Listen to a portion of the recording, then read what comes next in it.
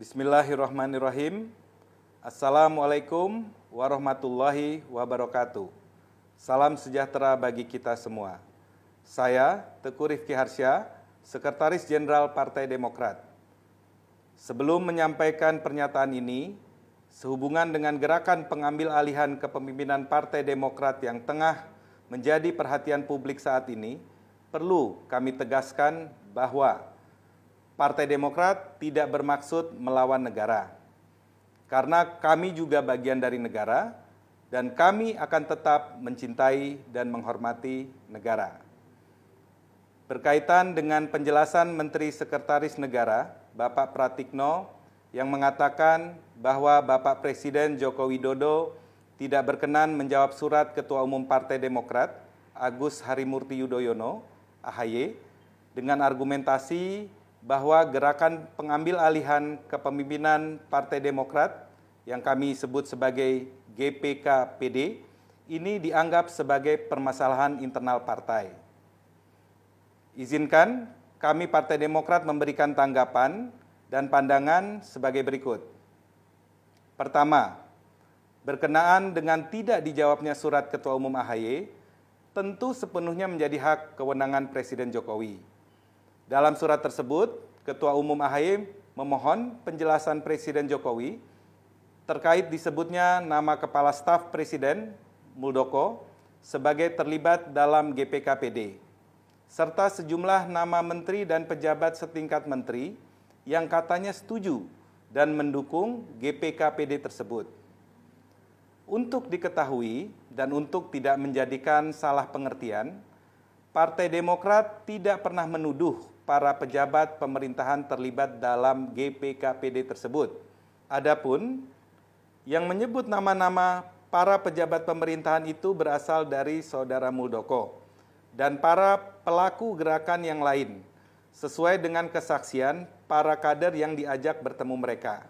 Melalui surat kami tertanggal 1 Februari 2021 yang lalu, Ketum AHY telah menyampaikan keyakinannya bahwa Bapak Presiden Jokowi, sejumlah menteri dan pejabat setingkat menteri yang disebut-sebut oleh Saudara Muldoko atau pelaku GPK-PD lainnya tidak mengetahui adanya gerakan ini. Ketum AHY juga menyampaikan bahwa pejabat-pejabat itu sangat mungkin dicatut namanya dan bahkan sebuah pembusukan politik. Partai Demokrat juga menyampaikan tetap menghormati Presiden Jokowi dan para menteri terkait dan justru tidak ingin para pejabat terhormat itu mendapatkan fitnah apapun.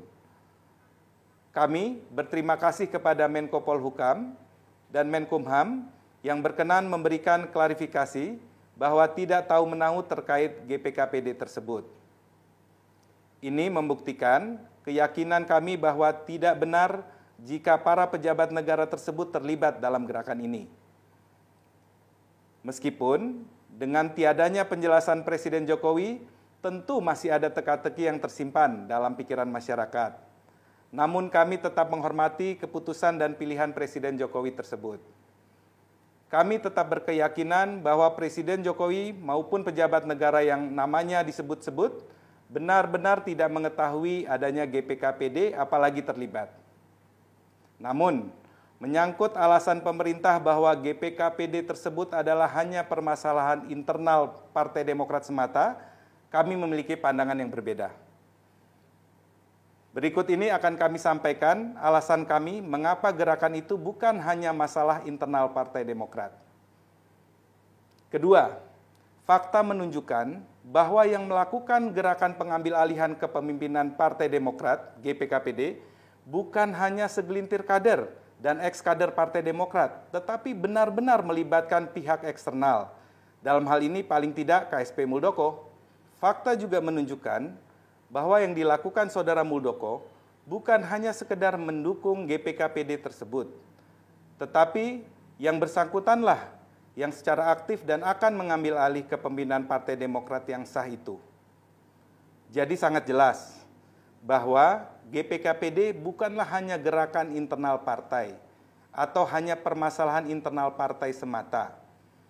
Ada sebuah contoh dalam sejarah di negeri kita ini. pada tanggal 22 Juni 1996 dilaksanakan Kongres Luar Biasa Partai Demokrasi Indonesia, KLB PDI, di Medan, yang berhasil menurunkan dan mengganti Ibu Megawati Soekarnoputri sebagai pimpinan PDI. KLB tersebut juga bukan hanya permasalahan internal PDI atau konflik antara kubu Megawati dan kubu Suryadi, tetapi ada campur tangan dan pelibatan pihak eksternal, dalam hal ini elemen pemerintah.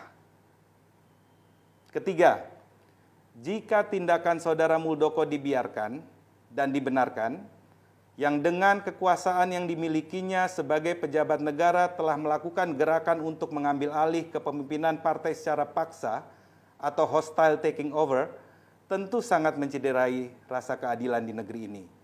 Bagi para pengemban amanah rakyat seperti Saudara Muldoko, yang menjadi pedoman seharusnya bukan hanya aspek hukum dan dimilikinya kekuasaan yang seolah bisa berbuat apa saja, tetapi harus juga mengindahkan aspek moral, etika, dan keadilan. Kalau gerakan semacam GPKPD ini dibiarkan dan dibenarkan, justified, maka hal ini dapat menjadi contoh dan bisa mendorong pejabat negara manapun yang memiliki ambisi politik dan ambisi kekuasaan yang sangat besar menempuh jalan pintas, melakukan sesuatu yang menabrak etika politik, the rule of law, dan rule of the game. Kalau hal begitu menjadi kultur dan kebiasaan, betapa terancamnya kedaulatan partai-partai politik di negeri ini. Sekaligus, betapa tidak aman dan rapuhnya kehidupan demokrasi kita. Keempat, dalam kasus GPKPD, tidak mungkin segelintir kader dan ex-kader Demokrat tersebut berani dan sangat yakin gerakannya akan sukses jika tidak ada keterlibatan orang kuat dan dukungan dana yang besar untuk melakukan gerakan itu. Di samping mendengar langsung apa yang dijanjikan dan akan dilakukan oleh Saudara Muldoko jika kelak menjadi Ketua Umum Partai Demokrat, menurut kesaksian sejumlah kader yang merasa dijebak, juga telah dibagikan dana awal sekitar 25%, sedangkan sisanya akan diberikan jika KLB selesai dilaksanakan dan Saudara Muldoko telah menjadi pemimpin baru. Semua ini membuktikan bahwa upaya pengambil alihan kepemimpinan Partai Demokrat oleh pihak luar itu nyata dan serius, karena uang sudah mulai digelontorkan dan Saudara Muldoko sudah aktif melakukan pertemuan-pertemuan serta telah berbicara secara langsung dengan sejumlah kader Demokrat, baik pusat maupun daerah, yang diajak bertemu dengannya. Gerakan dan tindakan seperti ini, yang Saudara Muldoko juga aktif dan involve secara langsung, bagaimana mungkin hanya dianggap sebagai permasalahan internal Partai Demokrat semata? Kelima, Partai Demokrat bersyukur kepada Allah Subhanahu wa Ta'ala, Tuhan yang Maha Kuasa, karena telah diberikan tuntunan untuk segera bertindak guna menyelamatkan kedaulatan dan kehormatan partai. Jika Ketum AHY tidak cepat mengambil tindakan dan segera tampil menjelaskan kepada publik, meskipun dengan tetap menghormati Presiden Jokowi sebagai kepala negara, maka nasib kelangsungan hidup dan masa depan Partai Demokrat bisa menjadi lain. Banyak presiden di masa lampau yang berkaitan dengan kehidupan dan dinamika partai-partai politik di Indonesia, termasuk sejarah tentang kemelut dan benturan di tubuh partai politik yang kemudian bagaimanapun akhirnya melibatkan tangan-tangan pemerintah. Betapa sedihnya keluarga besar Partai Demokrat jika upaya GPKPD ini benar-benar dilaksanakan dan akhirnya menobatkan Saudara Muldoko menjadi ketum yang baru, merebut dari tangan ketum hasil kongres yang sah dan demokratis. Jika KLB ilegal tetap diselenggarakan, yang pasti tidak sesuai dengan konstitusi partai, AD dan ART, tidak mendapatkan persetujuan dari Majelis Tinggi Partai, dihadiri oleh mereka yang bukan pemegang suara yang sah, namun kemudian hasilnya dianggap sah dan segera disahkan oleh Kemenkumham atau diresmikan oleh negara. Tamatlah riwayat Partai Demokrat yang asli, yang ingin hidup dan berjuang secara baik-baik di negeri ini, sesuai dengan konstitusi, hak politik, tatanan demokrasi, dan sistem yang berlaku.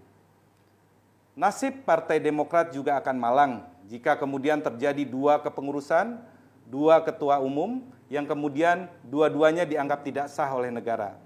Jika skenario buruk itu terjadi, Partai Demokrat tentu tak lagi bisa berpartisipasi dalam pemilu 2024 dan pilkada mendatang.